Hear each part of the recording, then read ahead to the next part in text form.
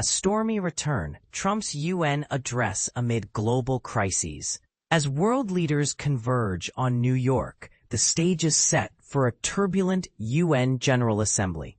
With conflicts raging in Gaza and Ukraine, rising recognition of Palestinian statehood, and nuclear tensions with Iran, the upcoming week promises to be a diplomatic battleground.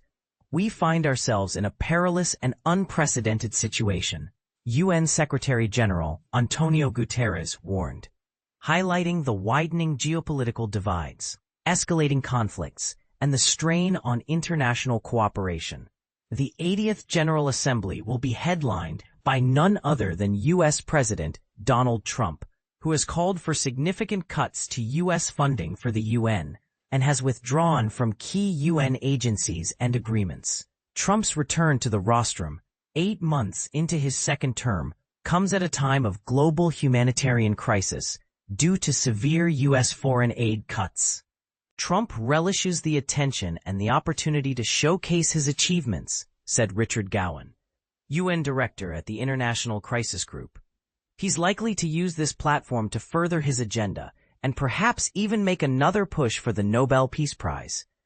Trump's stance on multilateralism and the UN has been cautious, maintaining the same position as his first term. He sees the UN as having great potential, but believes it needs to improve its performance. Guterres acknowledged the UN's efforts in peace mediation, but noted the lack of tools at their disposal. The UN Security Council can impose sanctions, but it's deadlocked on Gaza and Ukraine due to the veto powers of the US and Russia. The US has the carrots and sticks, and combining them could lead to more successful peace processes. As leaders gather, the war between Israel and Hamas in the Gaza Strip nears its 2-year mark, with a worsening humanitarian crisis. Israeli Prime Minister Benjamin Netanyahu, facing war crimes allegations at the International Criminal Court, is scheduled to address the General Assembly. Israel launched a ground assault on Gaza City, a move that has drawn international attention and criticism. This war will not end until the hostages in Gaza are released, said Israel's UN ambassador Danny Danon. France and Saudi Arabia will host a summit on Monday, aiming to build momentum towards a two-state solution for Israel and Palestine. Several countries, including Australia, Belgium, Britain, Canada, and France, have pledged to recognize a Palestinian state, but progress is slow, and Palestinian President Mahmoud Abbas will not be in attendance due to visa issues.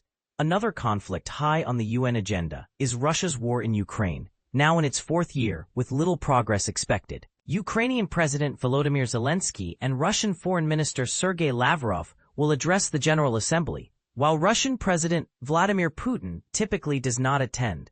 The UN Security Council is likely to hold meetings on both Ukraine and Gaza during the high-level General Assembly session. Additionally, last-minute diplomacy will focus on Iran's nuclear program, as Tehran faces the potential return of UN Security Council sanctions on September 28. Iranian President Masoud Pezeshkian and Foreign Minister Abbas Araghchi are expected to be present at the United Nations. As the world watches, the UN General Assembly promises to be a diplomatic battleground with no easy solutions in sight. Will Trump's return to the rostrum bring any breakthroughs, or will it further divide an already fractured international community? The coming days will reveal the answers.